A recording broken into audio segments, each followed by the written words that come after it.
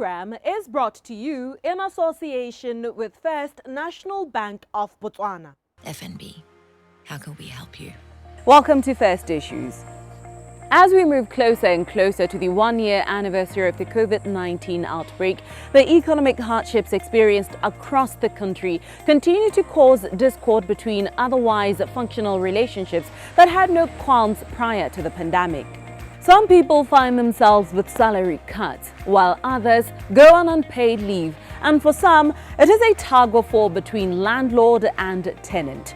In the case of the latter, the landlord wants rental payment from the tenant, while the tenant wishes the landlord would understand the difficult financial situation that they find themselves in. Who here has the upper hand?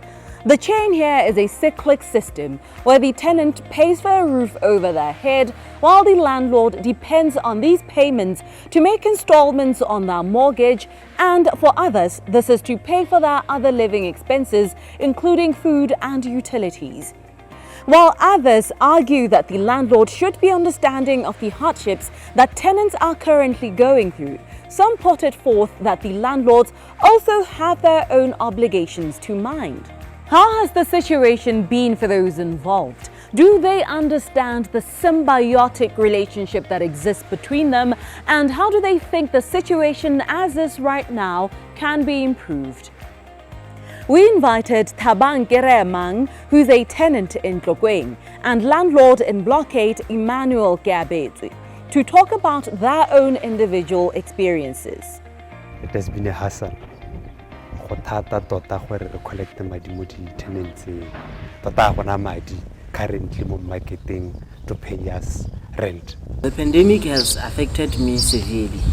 I had to move from the house that I was staying because it was expensive to the one I can afford. I did this because I wasn't able to buy food. I wasn't able to support my family at home, and also I use transport to work, so I couldn't travel to work using transport because I had no money.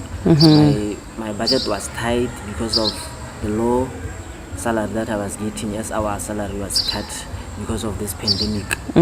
So I had to move from that house that I was staying to the one I'm staying at now, so that I can be able to meet my budget.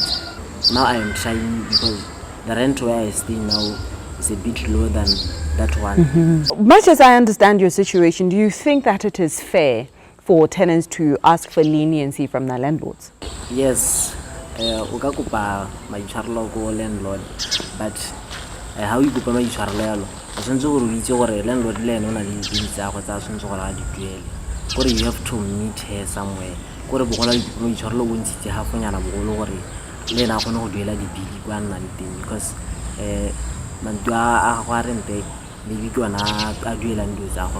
have you found yourself in a situation where you have had to choose between letting a tenant stay in one of your properties or evicting them for non-payment during this current pandemic? During this pandemic, we had to make a choice.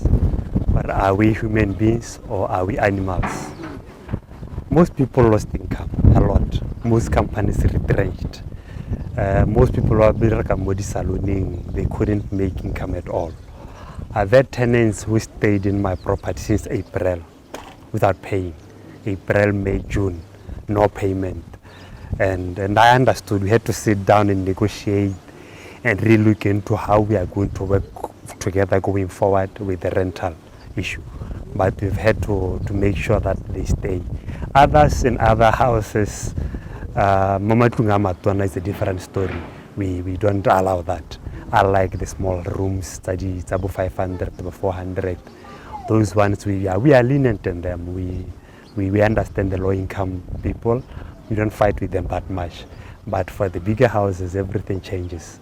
We can't let you stay in a house at 3,000 for the whole month without paying. If you skip 2 months, the third month is a no-go zone area. But how has that affected your ability to keep to your other commitments? Say, for example, you use this as your main source of income, right? You have your mortgages to pay, you have your other utilities like your water bills to pay and electricity, and for your upkeep. This has affected me a lot. I was a government employee before, so I left the job where I was working to come and invest in property, hoping that this property that I'm investing in, it will yield results for me in the next 5 or 10 years. Right now, that income that I was looking forward to since April, it's a lie. There's no money coming in. Every time tenants have to move out, some feeling where I can't afford rent, now I have to go back home. That means it's a setback a little for me to start re-advertising a house. So it's a really big hassle. So now that you understand that your landlord also has their own obligations, what do you think you as a tenant have as your rights and your responsibilities? My right as a tenant is that the landlord have to understand sometimes when I have problems.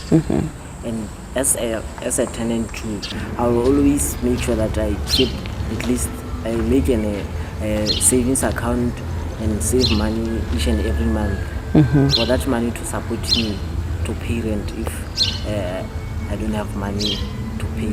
In a worst case scenario, like how you've just been saying that some tenants have stayed for months on end without paying rent, what sort of consensus did you reach with your tenants that would favor both of you? What we have agreed upon was after we reach a certain time, now when we feel no, we can't go beyond 6 months.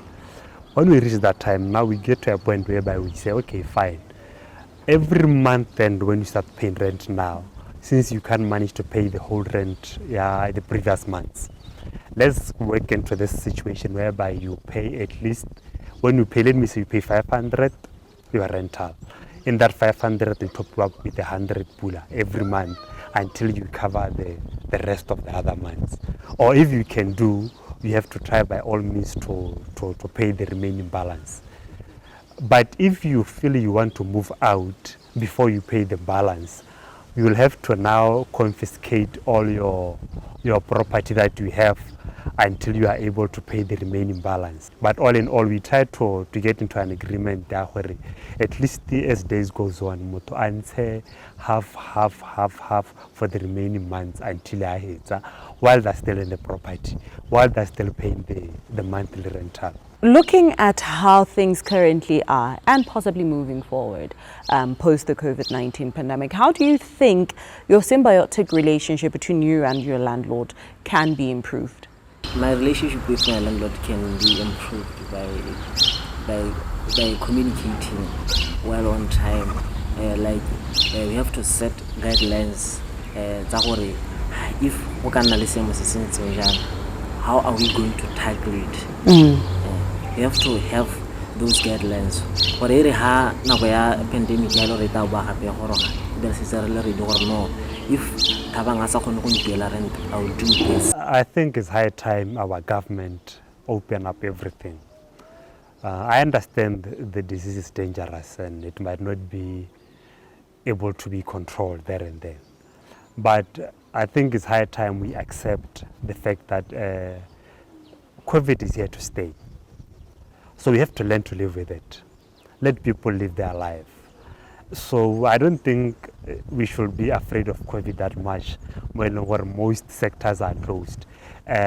Businesses about to sound the body bar. I've had to let a tenant do na hirisite and go because she couldn't afford rent. The bar was not paying them because the bar is not open at all. So these people are losing money. But DJ, Bonetta literally selling. I had a DJ who literally had to sell me his equipment because he couldn't afford rent. So we are having people having to move out of our property because they can't afford rent. So I think it's high time the sector such as the economy run. If DJ has a run economy, I myself am losing business in another sector. Motowa salon lose business. Motowa barrel lose business. So each sector of business affects the other one. So we are really struggling.